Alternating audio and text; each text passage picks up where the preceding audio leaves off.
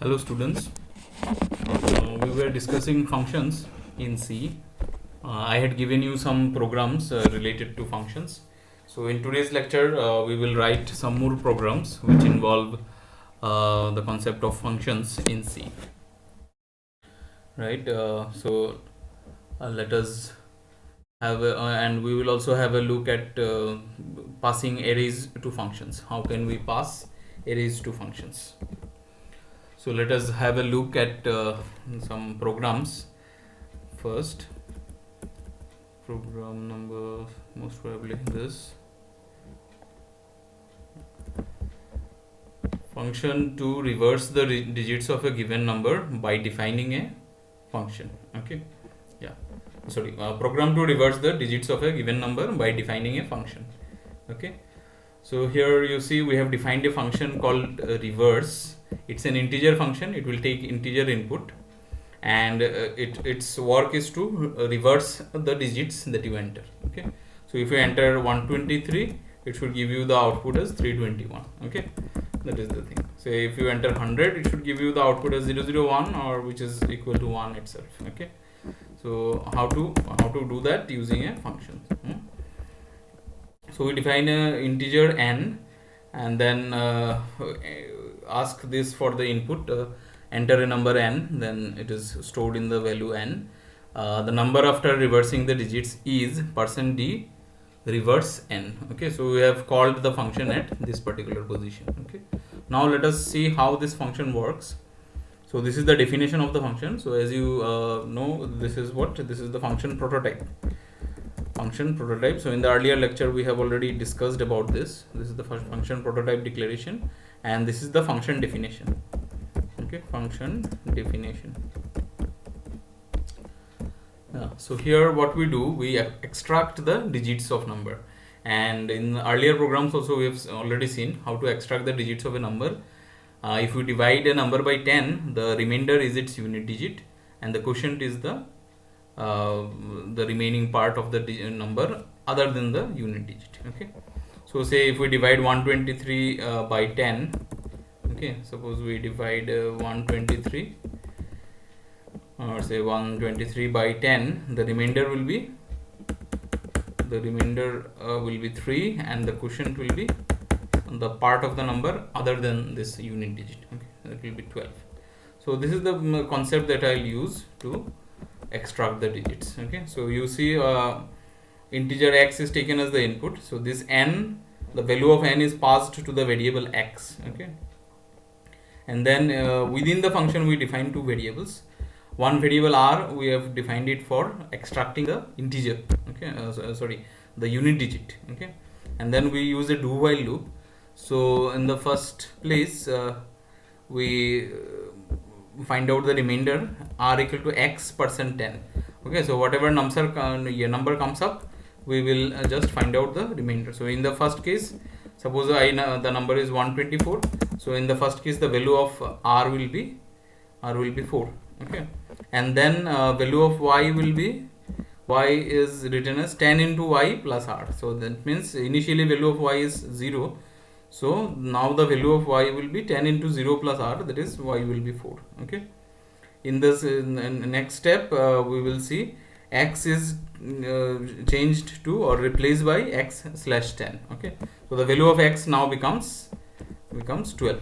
Okay, next there is a check here that this loop will continue as long as the value of x remains non-zero. Okay, once the value of once x becomes a single digit number, the value of x will become 0 in the last step. Okay, x will be say 1/10, that will be 0.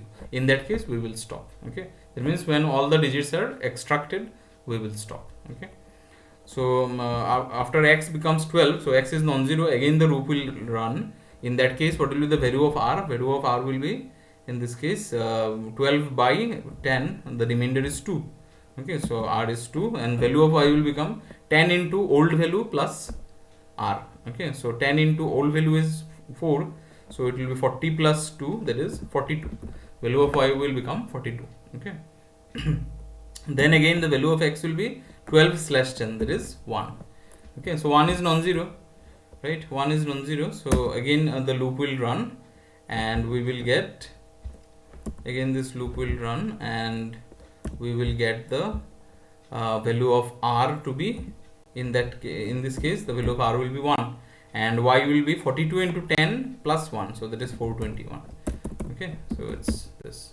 So we are extracting the digits, and together with that we are forming a number with the digits reversed. Okay, so unit digit comes first, right? The 10th digit comes second. Okay, that way. So 124 is again is ultimately converted to 421.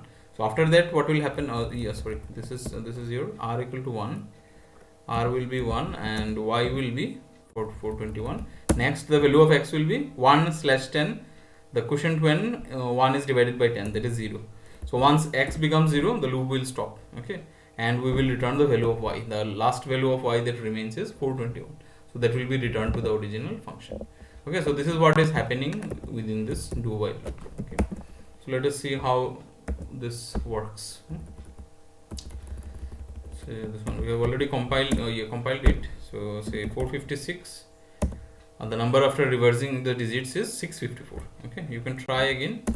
Say 100, the number after reversing is 1. 001 is same as 1, so it's correct. Okay, say 12003, right? The number after reversing the digits is 30021. Okay, so it's a very simple one. Right, now let us see another program where this is the program to check if a number is a palindrome or not. Okay, what do you mean by palindrome? The number is said to be palindrome if it is if you read it in the reverse order, it is the same number, say 121. If you read it in the reverse order, it's the same, say 1 2 3 2 1. Okay, these are all palindromic numbers. Okay, so I need to write a program to check whether a number is a palindrome or not. Okay, by defining a function to reverse the digits of the number. Okay, so again we have used this reverse function. The function is same as we have done earlier. The definition is same. What extra we are doing? We are taking the number as input, then we are printing the given number. We are printing the reverse digits. Okay, we are printing the number after reversing the digits. Then we are performing a check here. What is the check? If n is equal to the reverse n. Okay, that means if the number is same as the reverse of the number, then it is a palindrome. Otherwise, it's not a palindrome. Okay, this simple check we are doing. Okay, everything else is same, right? So let us see how this runs. 42.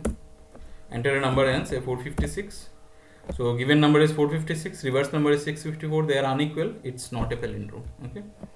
Let us see another one. 1 2 3 2 1. Okay. Given number is this. Reverse number is the same. It's a palindrome. Okay.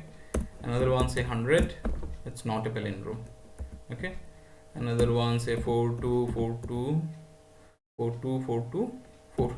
Okay. So what is that? It's a palindrome, right? So that's how it runs.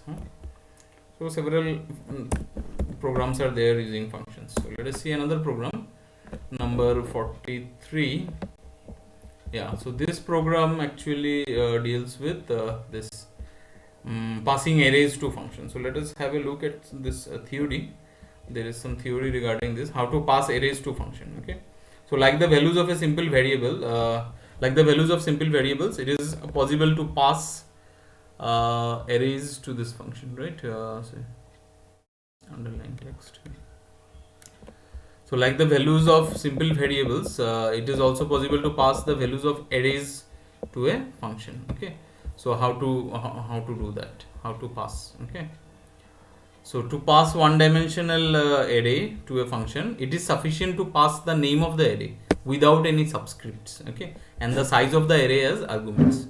So suppose we want to pass an integer array a of size 10 to an integer valued function f, then the function call will be f a comma 10. So we have to pass the name of the array and the size of the array. Okay, and in that case the function prototype will be like int f int x. So here to inform the C compiler that we are using an array as an input, we have to write any name of the variable with brackets. Okay, empty brackets. So this will tell the C compiler that we are passing an array to the function. Okay, and the second component will give tell the compiler about the size of the array that is being passed. Okay, so this will declare f as an integer type function which takes two arguments, the array name and the size of the array, to specify the number of elements in the array. Thus the function prototype must show that the argument is an array. Okay, the following program calculates the sum of the, so you may try writing this program. I have not written it here, I have written some different program. Okay, you may try writing this simple program, hash include stdio.h int sum int x int. Okay, so I have written a similar program which uses this, finds this sum of the arrays as a function. Okay, so int a5, so this is the array that is defined, and the printf sum of the elements is sum a comma 5. So here we are passing the array to the function. Okay, so observe that this name of the array and name of this variable may be different. Okay, that already I told you, these are dummy variables. Okay, only they should match in type, order. Okay, they should match in the type and order, right? So and int s equal to 0, so here we are just finding out the sum of the array and then we return the value. So when dealing with array arguments, it has to be remembered that if a function changes the values of the elements of an array, then these changes will be made in the original array. Okay, there is a reason for this, because when we pass arrays to the function, the arrays are passed using call by reference. Okay, not call by value, right? So if we make any changes in the elements of the array, then there will be changes in the original array. Okay, right, that has to be remembered. Okay, so when an entire array is passed to a function, the contents of the array elements are not copied into the formal parameter array. Instead, information about the address of the elements are passed to the function. Thus, any changes made in the array elements are actually reflected in the original array. Okay, so passing array to function is always a call by reference. Okay, so we will discuss about call by reference and call by value in the next lecture. Okay, so for the time being, you remember this. The rules for passing two-dimensional array are: the function must be called by passing only the array name. If in the function definition, we must indicate the array has two dimensions. In the function definition, we indicate that the array has two dimensions by including two sets of, I am reading it for two-dimensional arrays. The rules for passing two-dimensional array. Okay, the function must be called by passing only the array name. And in the function definition, we must indicate that the array has two dimensions by including two sets of brackets. Okay, so if we are passing a matrix, okay, so in that case we have to write int x and then opening bracket, closing bracket, after that another opening bracket, closing bracket, to indicate that it has got two dimensions, and the size of the second dimension must be specified. Okay, and the prototype declaration should be similar to the function header. Okay, that is the rule for passing two-dimensional array. Okay, so let us have a look at this program. Where is it?